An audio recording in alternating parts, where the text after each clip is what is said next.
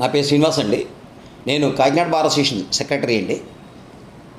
ఇప్పుడు ప్రజలకి ఉన్న స్థిర చరాస్తులను వాళ్ళు అనుభవిస్తూ ఉంటారు.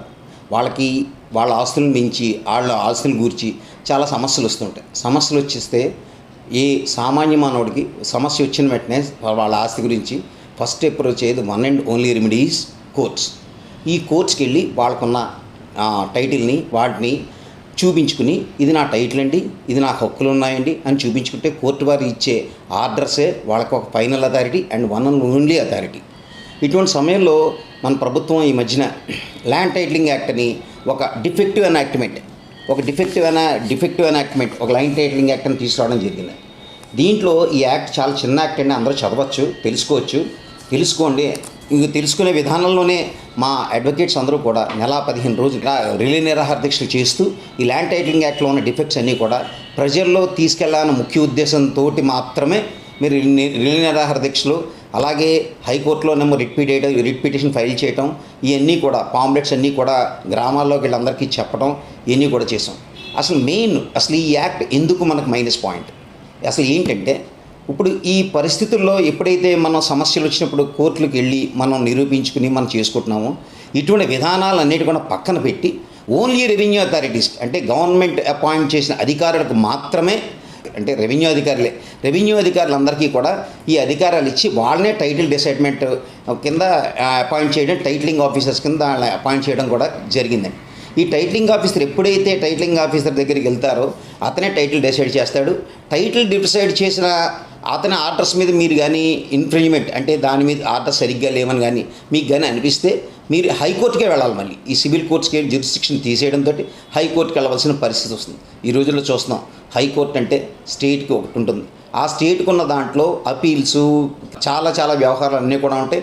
దాంతోపాటు ఒరిజినల్ జ్యూరిస్డిక్షన్ ఈ టైటిలింగ్ మీద కూడా ఇవ్వడంతో చాలా ఇబ్బందులు కూడా ముందు కూడా చాలా ఫేస్ చేయాల్సి వస్తుంది. దీని మీద ఎన్లైటన్ చేయడానికి మాత్రమే మేము చేస్తున్నాం. అలాగే ల్యాండ్ టైటిలింగ్ ఆఫీసర్కి ఇంకో అధికారం కూడా ఇచ్చారు. ఎప్పుడైతే ఒక థర్డ్ పర్సన్ వచ్చి మీ ప్రాపర్టీ అతనిది కాదండి నాదని అప్లికేషన్ పెడితే అతను ట్రాన్స్ఫర్ చేసే అధికారం కూడా అతనికి ఇచ్చారు. ఆ ట్రాన్స్ఫర్ అయిన ప్రాపర్టీ తన పేరు మీద ఉన్న ప్రాపర్టీ వేరే వాళ్ళకి ట్రాన్స్ఫర్ అయిందా లేదో చేసుకోవాల్సిన బాధ్యత కూడా భూ హక్కుదారిది ఉంటుంది. అతనికి తెలుస్తుందండి ఎవరు ట్రాన్స్ఫర్ చేస్తారో, ఎందుకు ట్రాన్స్ఫర్ చేస్తున్నారో తెలియకుండా ఒక 20 days టైం ఇచ్చారు అంతే. ఆ 20 days లోపల నీ యొక్క నిరూపణ లేకపోతే నీ టైటిల్ పోయినట్టే. ఇటువంటి ఫిల్తీ అనే లాంగ్వేజ్ కంటే కూడా ఒక సామాన్య మానవుడికి కూడా హక్కులు లేకుండా వాళ్ళ హక్కులకు భంగం కలిగించే విధంగా తీసుకొచ్చిన ఎనాక్ట్మెంట్ని మనం ఖచ్చితంగా ప్రజలందరూ దీన్ని ఖండించాలి. దీని గురించినే మేము అడ్వకేట్స్ అందరూ కూడా చాలా రీతుల్లో ప్రజల్లో కూడా తీసుకెళ్ళడం జరిగింది. ఇది చూసి ప్రతిపక్షాలు కూడా, ఇప్పుడు ఎలక్షన్ టైం కదా, ప్రతిపక్షాలు కూడా దీన్ని మేము రూపుమాపుతాం, మేము తప్పకుండా యాక్ట్ కూడా చాలా వన్ సైడ్గా ఉందని చెప్పడం జరిగింది. ఇన్ కేస్ అదే జరిగితే కనుక తప్పకుండా మేము హర్షించేది ఫస్ట్ న్యాయవాదులే. ఎందుకంటే మనం చూస్తున్నాం, ఎప్పుడైతే ఈ స్వాతంత్రోద్యమం నుంచి ప్రతి ఇష్యూలోనూ మన స్టేట్ బైఫర్కేషన్ నుంచి కూడా ప్రజలందరికీ కూడా సామాజిక న్యాయం జరగాలి, ప్రజల్లో అవేర్నెస్ తీసుకురావాలని న్యాయవాదులే ముందుంచుంటున్నారు.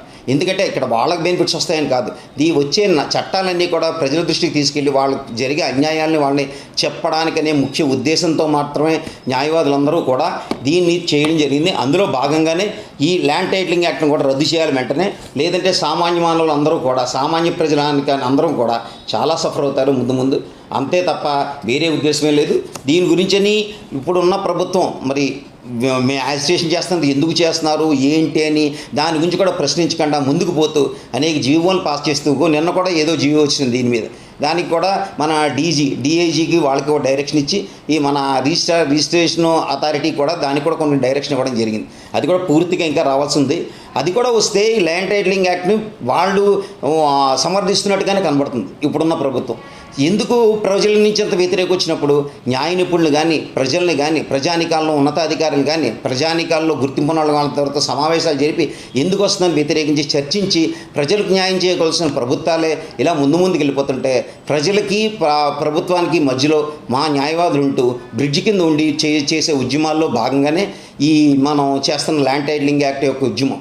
అందువల్ల ల్యాండ్ టైటిలింగ్ యాక్ట్ని అందరూ కూడా ఖండిస్తున్న రీతిలో ఈ చిన్న యాక్ట్ ప్రజానికాన్ని అందరూ కూడా చదవండి, తెలుసుకోండి. అందరూ కూడా న్యాయవాదులు ఎందుకు చేస్తున్నారు ఏంటో తెలుసుకోండి. ఒక విషయం చెప్తాను, ఇందులో న్యాయవాదులకు వచ్చేది మైనస్ పాయింట్ లేదు. ఏదో సమస్యలన్నీ కూడా కోర్టు నుంచి వెళ్ళిపోతున్నాయి, న్యాయవాదులు బాధపడుతున్నారు. ల్యాండ్ టైటిలింగ్ యాక్ట్ దగ్గరకు వచ్చినా సరే, ల్యాండ్ టైటిలింగ్ ఆఫీస్ దగ్గరకు వచ్చి న్యాయవాదులు వస్తాం, దాని గురించి అని కాదు. కానీ ప్రజలకు ఉండే అవకాశాలు కోల్పోతున్నారు. ప్రజానికానికి ఉండే న్యాయానికి సంబంధించిన అనేక రీతుల్లో ఉన్న చట్టాలు అమలు చేయడానికి కూడా వీలు లేని పద్ధతిలో ఈ ల్యాండ్ టైటిలింగ్ యాక్ట్ ఉందండి. అంతే తప్ప వేరే ఉద్దేశం లేదు. ల్యాండ్ టైటిలింగ్ యాక్ట్ అన్నది చాలా defective enactment of the Andhra Pradesh state government. అందువల్ల దీని మీద తగు చర్యలు తీసుకుంటారని వచ్చే ప్రభుత్వాలు ఇచ్చిన అనౌన్స్మెంట్ ప్రకారం వాళ్ళు చెప్పిన విధి విధానాలను బట్టి చూస్తే తప్పకుండా ఈ యాక్ట్ని రద్దు చేస్తామని, ఇక్కడ ఏ స్టేట్లో లేని మన స్టేట్లోనే ఎందుకు పెట్టారో కూడా అర్థం కాని రీతిలో ప్రజలు చాలా సతమవుతున్న పరిస్థితుల్లో ఈ వివరాలన్నీ తెలపడానికి నాకు ఈ అవకాశం ఇచ్చిన అందరికీ కూడా కృతజ్ఞతలు తెలియజేసుకుంటాను. Thank you.